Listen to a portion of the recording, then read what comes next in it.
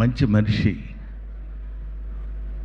మంచి ఆలోచనలు ఉన్న మనిషి, మంచి కార్యాచరణ ఉన్న మనిషి, అంతకు మించి మంచి భక్తుడు నా మిత్రుడు అర్జున్.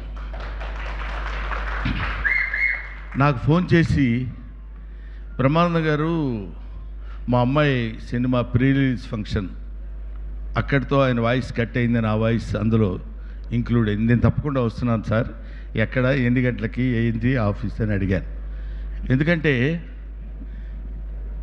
యాక్టర్స్ చాలామంది ఉంటారు, actors with character, actors with humanity, actors with culture, actors with behaviour.